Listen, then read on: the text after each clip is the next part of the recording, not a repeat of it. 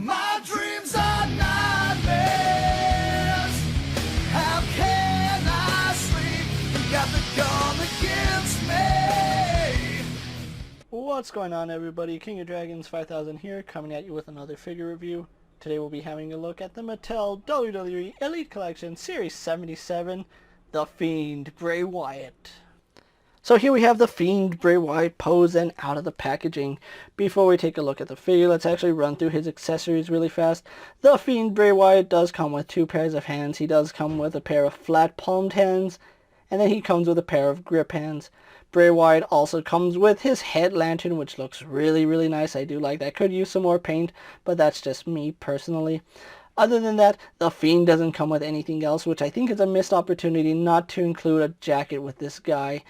Unfortunately, we will see that with the Ultimate Editions Bray Wyatt. So, with this figure's accessories out of the way, let's actually move on to his details.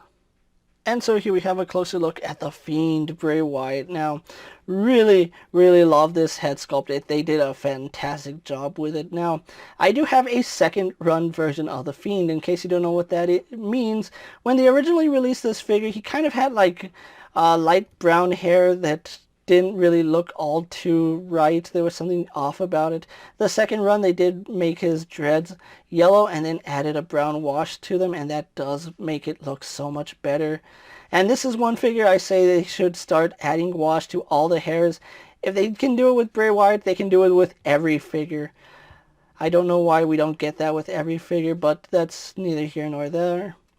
So let's actually take a look at the face. Now, I did mention this on my Rey Mysterio, my Luchador reviews.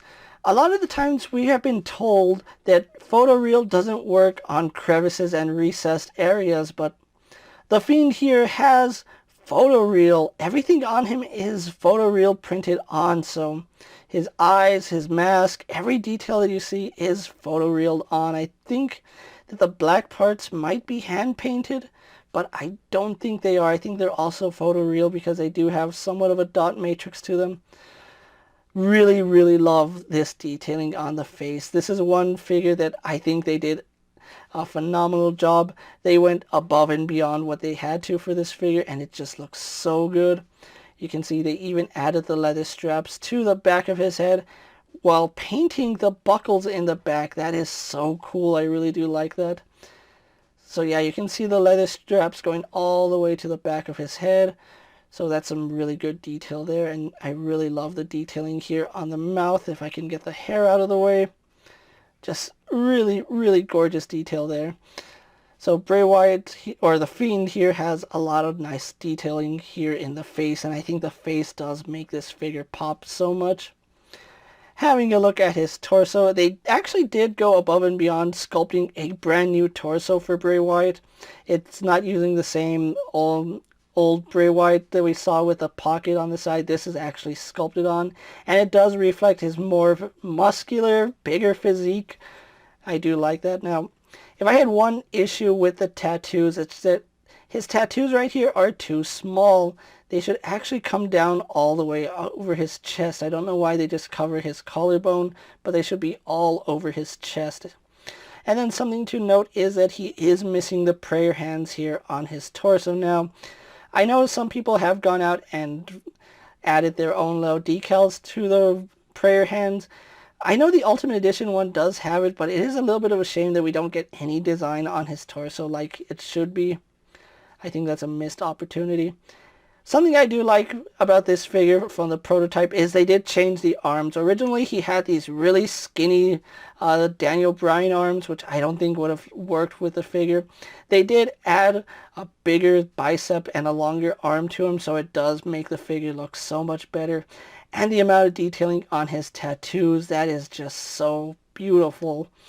You just see all these nice little details going all the way around, all the way down to his hand, where we do have his gloved hand that says hurt. Really liking this detailing on his hand. You can see the little holes where his skin would be peeking through. It does say hurt really nicely. On the back we have his tattoo again. This one's a little more accurate in size, and it does go all the way up to the neck. So I do appreciate that small little detail. They could have easily not given us any detailing on the neck, but they did. Having a look at this arm, we have more of his tattoos. We have the tattoo where it always looks like his arm is bleeding. So I do like that, going down to his heel glove, which again, paint is done exceptionally well. I do like that. So moving on to his lower torso, this is where I think the figure does have some issues, because from the lower torso down we start running into problems. Starting with the belt, it's a painted on belt. Why don't we have a sculpted on belt for the Fiend? They sculpted a new upper torso for him. Why not sculpt a new lower torso? I mean, they had to do it anyway, right? So yeah, I don't understand why they didn't do that. And then his pockets are also just plastered on. They're not they are painted, but they're not sculpted. And again, the belt is just painted, so it gets lost in the detailing there.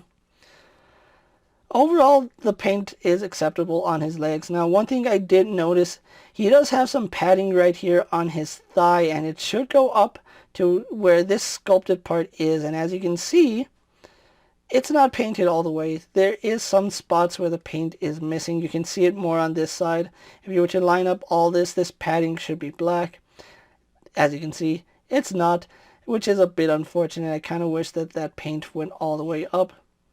But I am glad that they did sculpt the padding on his pants. That looks really good. Unfortunately, it does go onto the knee, and when you do bend that knee, it breaks up the sculpt. Now, having a look at his boots, now, he does wear boot covers, and unfortunately Mattel didn't give him boot covers. They actually just gave him plain wrestling boots. I think the boot covers would have looked nice, and then having it with a red outline on the bottom.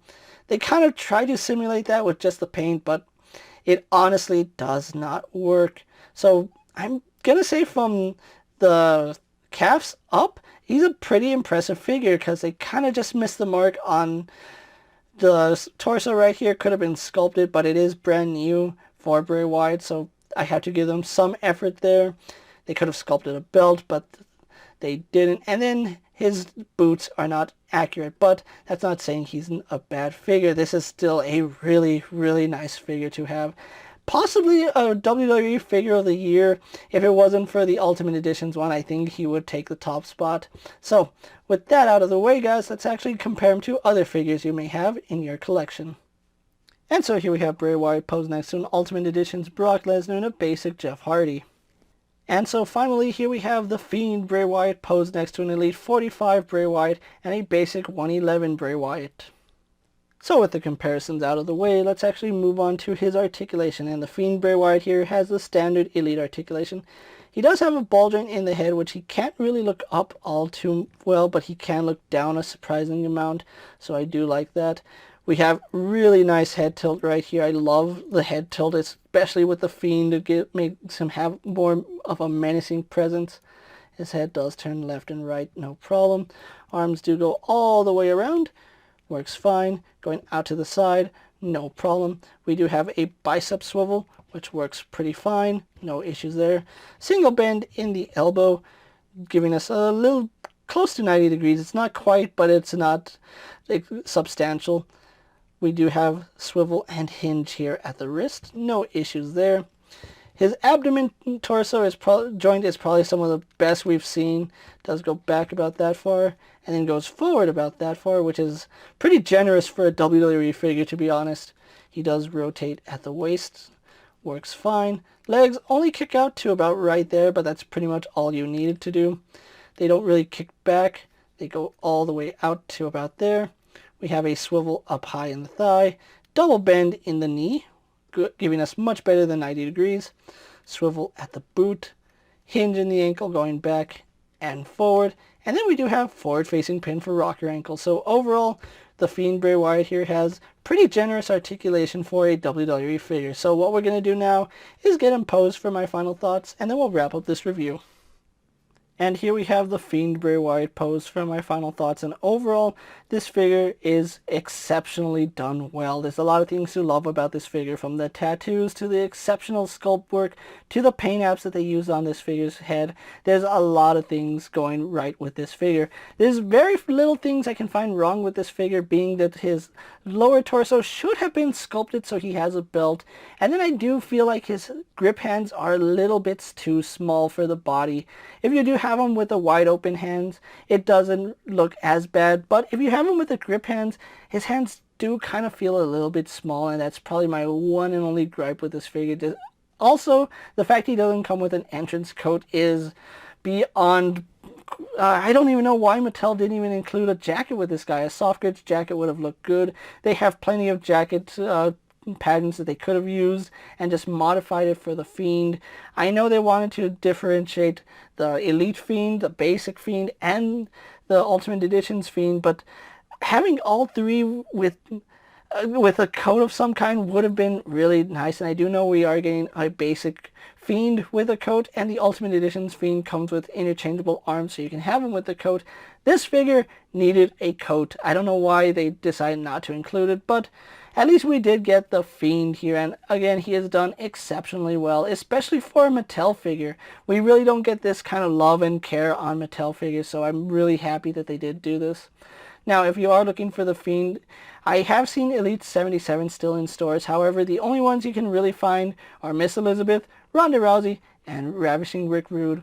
The Fiend here thankfully was released in the top picks for 2020, so he has had 2 releases up to this point.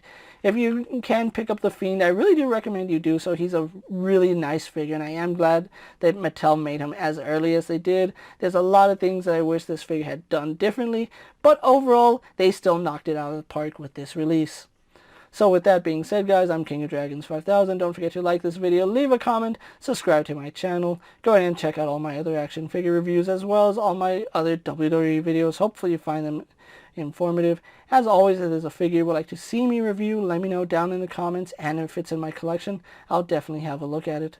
While you're at it, check out my Instagram account for new and exciting action figure photos, and as always, ring that bell to be notified every time I upload a video. Until next time, guys, I'll see you later. Take care, everyone.